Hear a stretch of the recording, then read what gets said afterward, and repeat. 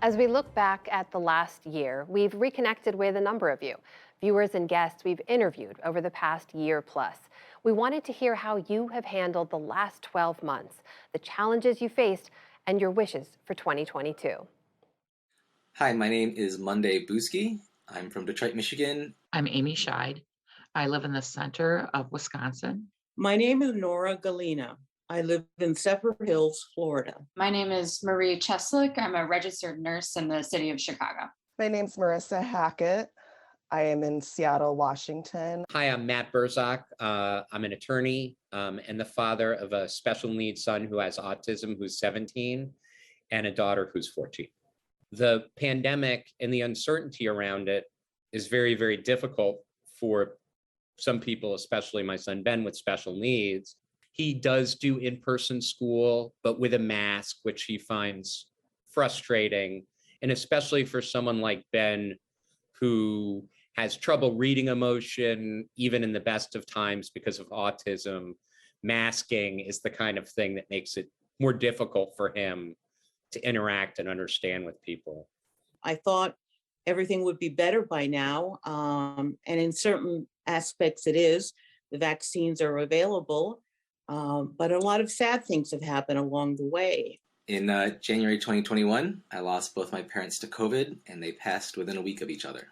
6 months later, in July, I lost my older sister to cancer. It was difficult. Throughout this year, one of the other feelings that I had alongside with grief to try to temper that was one of gratitude, and gratitude of all the people helping us, feeling grateful for what I do still have left. I'm seeing less patients with COVID in the hospital right now as opposed to in 2020 in November, but I'm seeing more of nurse staffing issues. I'm seeing more hospital issues. It's always been an intense job.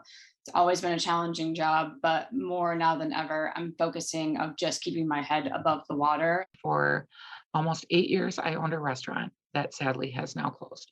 People's view of the service industry had completely changed. We were seeing at the beginning, people creating banners and paying it forward and being kind and generous. And in the end, we were being spit on. We were being harassed. We had people who would come in and rip their mask off and drag it along the tables in the dining room. It was just an overall shock to see how divided our community and our country as a whole had become.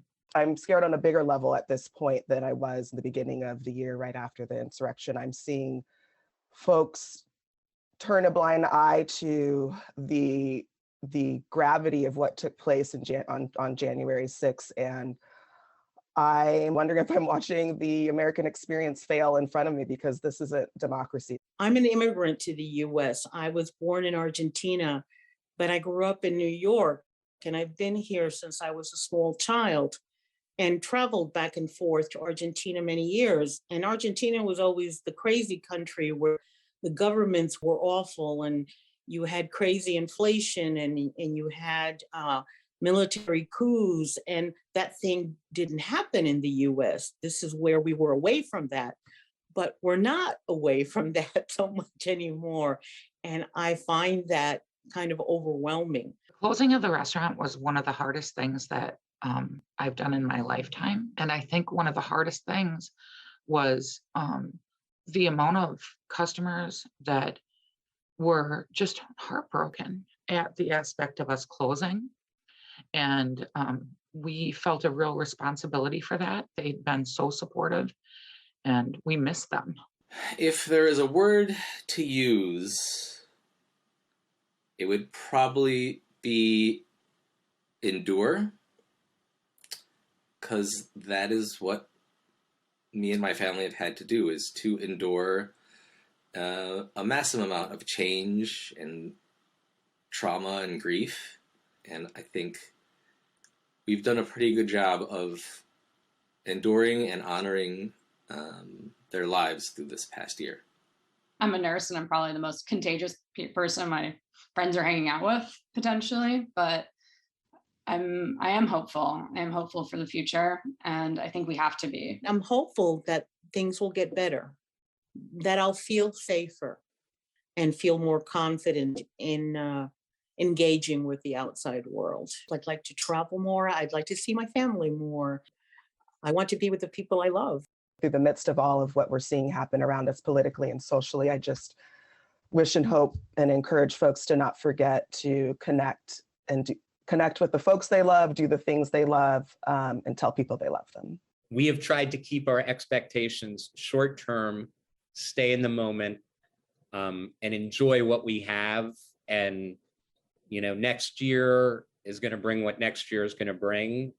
And as a caregiver to someone with special needs, it's our job, it's my job to adapt and, make next year better than this year.